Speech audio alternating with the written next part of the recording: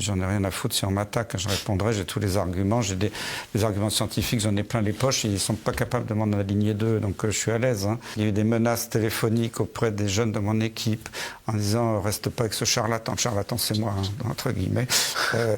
Ta carrière est foutue. Moi j'avais des jeunes qui dormaient plus. C'était horrible ce qui s'est passé. Et vraiment une attaque frontale de partout.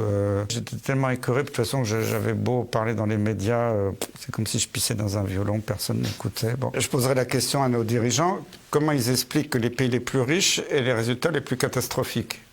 Et la France est dans les pires pays du monde dans les résultats. On ne contrôle pas une épidémie en mettant tout un pays sous cloche. Ça, c'est une invention horrible. On est en train d'imposer, c'est du terrorisme qu'on impose aux Français aujourd'hui. J'ai même entendu un collègue dire qu'on en avait pour 10 ans. J'ai entendu un autre collègue dire, de toute façon, même si vous êtes vaccinés, vous serez tous confinés avec des masques pendant encore des mois et des mois.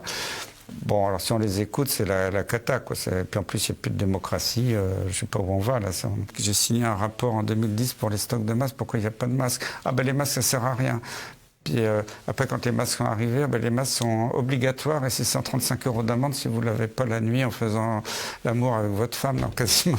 Non, mais il y a des pays qui ont fait des réglementations sur les rapports sexuels. Notamment au Canada, oui. Je rigole un peu, mais il faut mieux rigoler de temps en temps. On voit les gens sur les plateaux de télévision qui ont des conflits d'intérêts, longs comme le bras, qui continuent à être tout seuls, sans détracteurs en face. Moi, le CSA a accusé des médias mainstream, n'invitez plus Perron parce qu'il est sans mettre quelqu'un en face. Moi, je vois des collègues qui ont plein de conflits d'intérêts, qui sont tout seuls dans les médias. Mais ça ne choque pas le CSA, c'est pas normal. On continue. On est dans l'illégalité totale, mais on continue. Normalement, quand un virus comme ça nouveau débarque sur l'espèce humaine, il peut être un peu méchant au début, mais quand il passe d'homme à homme pendant des semaines et des mois, il perd toujours de sa virulence. Ça a toujours été comme ça dans l'histoire. Vous ne pouvez pas courir après les gens avec une seringue. Ces vaccins, pour avoir leur autorisation de commercialisation, ça s'appelle l'autorisation de mise sur le marché conditionnelle. Il a fallu vendre aux agences de régulation, dans l'agence du médicament, qu'il n'y avait aucun médicament efficace. C'est tout le problème des vaccins ARN messagers, parce qu'on ne sait pas ce que ça va modifier à court, au moyen terme, au long terme. Il y a quand même des experts, vraiment des spécialistes de biologie moléculaire, des grands pontes, hein, qui émettent des inquiétudes à ce sujet. Alors moi, je ne suis pas compétent pour juger de ça, mais bon, l'avenir nous le dira, mais c'est un peu inquiétant qu'on utilise des techniques comme ça totalement nouvelles qui peuvent modifier le comportement de nos cellules pour une maladie finalement qui maintenant est très peu mortelle quand on regarde avec le recul et qu'en plus on a des traitements. On tombe dans des dérives qui ne correspondent plus à de la science, qui ne correspondent plus à de la protection de santé publique. Le problème de la science, c'est qu'elle n'est plus indépendante de lobbies financiers colossaux, dont l'industrie pharmaceutique. Et ça, c'est terrible.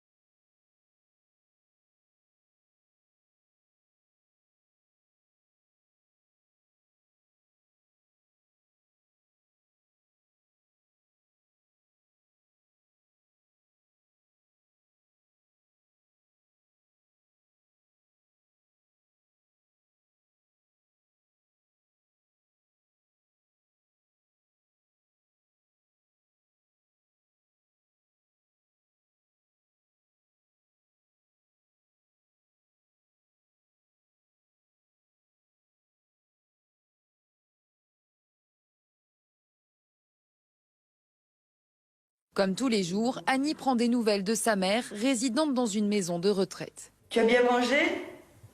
Non, pas trop. Ça va être bloqué. On peut sortir, il faut que je reste couché. Mais depuis quelques jours, le moral est au plus bas pour cette octogénaire. Elle et les 90 autres pensionnaires sont à nouveau confinés comme au printemps dernier. La maison de retraite est devenue un cluster. À cet instant, nous sommes à 19 cas, 11 résidents et 8 salariés. Sur ces 19, je voudrais préciser, il y en a 14 qui sont vaccinés, 2 doses depuis plus de 2 mois, etc. Une seule qui est entre ces 2 doses. Mais les vaccins n'empêchent pas le virus de circuler. Ils protègent avant tout des formes graves du Covid. Désormais, des dépistages massifs vont être régulièrement effectués jusqu'à ce qu'il n'y ait plus aucun cas. Mais en attendant, le quotidien des résidents est chamboulé. On maintient le lien avec les familles un maximum par les visios, les Skype, etc. Au niveau des sorties, on essaie de conserver. On a la chance d'avoir un grand jardin, donc de garder les sorties dans le jardin, encadrées. On a beaucoup de professionnels qui sont là pour les aider, pour les encadrer aussi. Et voilà, on essaie de garder ce lien social et d'éviter qu'ils soient complètement reclus en chambre et complètement isolés aussi. À Montpellier et ses alentours, plusieurs maisons de retraite seraient concernées par ces nouvelles contaminations.